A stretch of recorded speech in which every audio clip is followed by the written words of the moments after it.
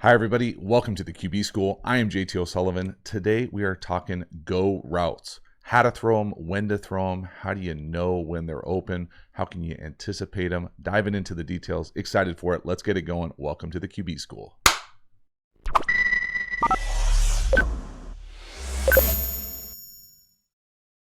So the genesis for this video comes from Zari.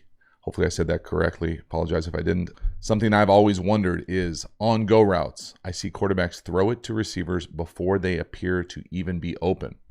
Are these just 50-50 jump balls, or are there indicators that quarterbacks look for? Thanks. Excellent question. No, they are not just jump balls. Yes, there are indicators that quarterbacks look like. I'm going to show you 4 different examples. 1, Russell Wilson, 3, Aaron Rodgers, that really incorporate a number of what I think are the indicators. So the first indicator, personnel. Do we like our matchup? Can our wide receiver run? Not every wide receiver can run. No offense, some NFL wide receivers, but some are not necessarily typical go ball candidates. So do we like our matchup? First one. Next one, is it a one-on-one? It doesn't necessarily have to be a perfect middle field closed bump man situation, but is it a one-on-one that we like? And what I mean by that is it's not one-on-one, basically anything one-on-one that we like, personnel versus personnel, without the corner bailing. So if the corner is bailing, running out of there with his ass to the sideline, very difficult to throw a go ball. If he's going to stay on top of everything, almost impossible to throw a go ball. So that's the first thing. Personnel first. Second, coverage type.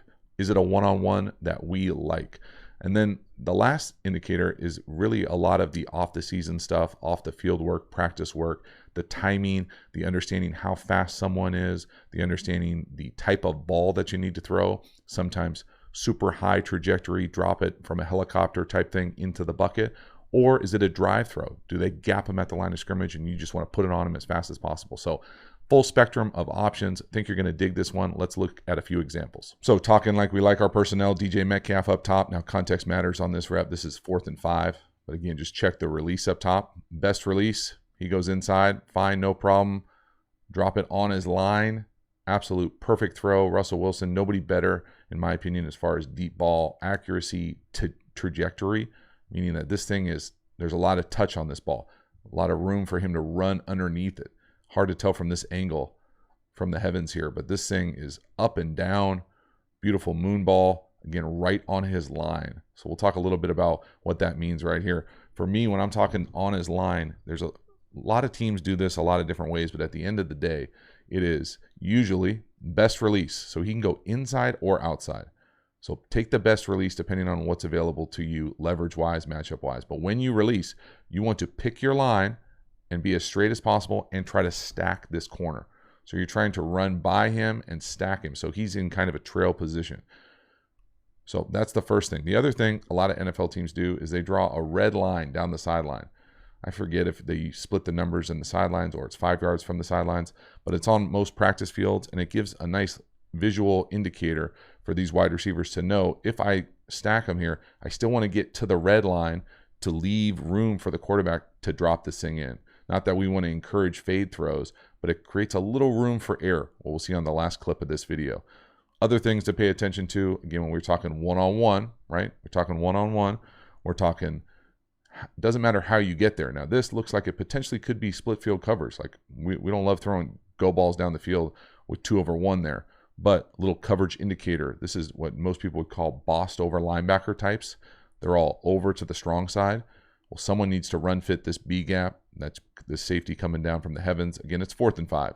They're not thinking they're going to get a shot over the top, most likely. That's why it's such a great play call. But lots of different things that go into it here. But at the end of the day, don't get it twisted. Just like most football, it's all personnel driven. Let's throw it to our best guy from our other best guy and let them go make a play. Still, love the accuracy. Thing of beauty watching Russell Wilson drop these things in. Just the trajectory is just special. Moon ball. Little nuanced things here. Watch his eyes. Hold that middle field player right there. Just a subtle little hold that middle field player. Know you got the one-on-one. And then drop it right down his line. Again, dropping it right down the line allows him to catch and run. Finish this thing. Not fall on the one. Next one. Aaron. Bottom of the screen. Valdez Scanling. This is quarters one-on-one. Again, a little bit more of a traditional go ball timing here as far as what the question implied, as far as some of these things look like they're 50-50 balls. Well, yes and no. Again, the personnel dictates that we like the matchup. We trust him to win.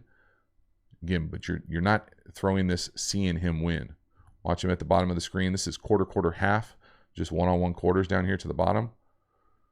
When Aaron lets this in go right here, you've made the decision. That corner is still over the top, but he's not in a bail, right? He's trying to run, cover him, man to man.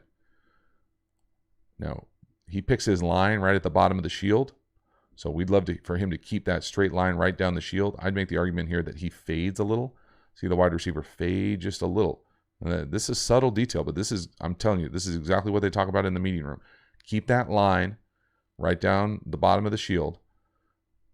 Instead, he fades, and then he has to come back. See him come back? So he almost fades out, then comes back in. Aaron does a great job throwing it right down the line. Now he does a great job finishing the play. That's a big boy finish right there. But not quite, precise as far as the route, the throw here. It's not quite the trajectory that Russell Wilson throws it with. It's still a 40-yard seed. Hits him right in the chest. Thing of beauty. But again, not everybody throws this exactly the same. This is a totally different throw. Now this is Aaron special here. Double count, free play. See the A-gap linebacker jump here.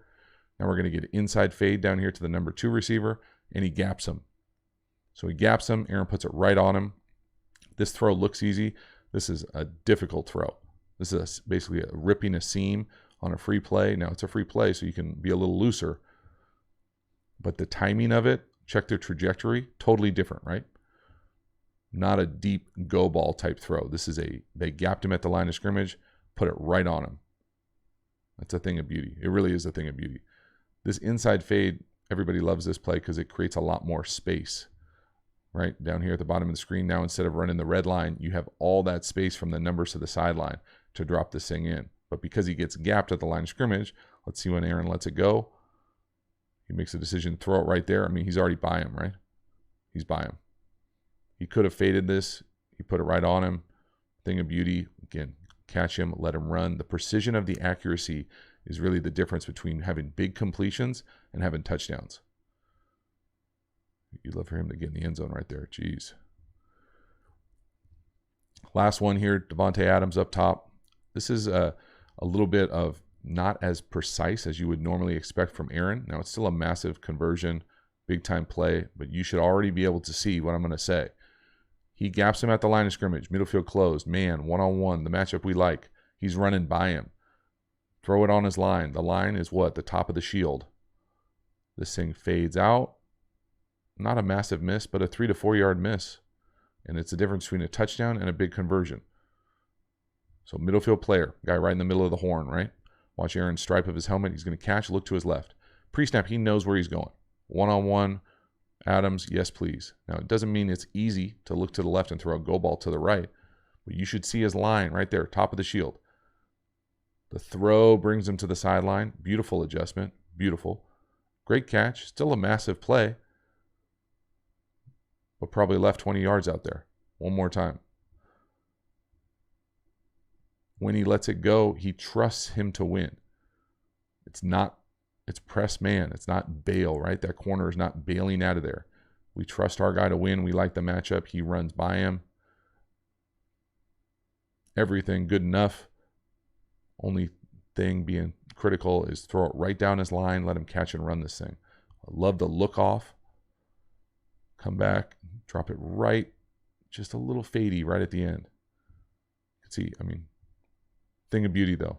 Big time conversions, big plays everywhere. So that is a wrap. Hopefully you enjoyed it. Learned a few things about how the go ball is thrown, what you're looking for, personnel, coverage, matchup, and then the type of ball that is thrown. Either over the top, driven if he gaps them, having different options of throws, again, really helps. But when you're watching the best of the best do it, they can make it look easy.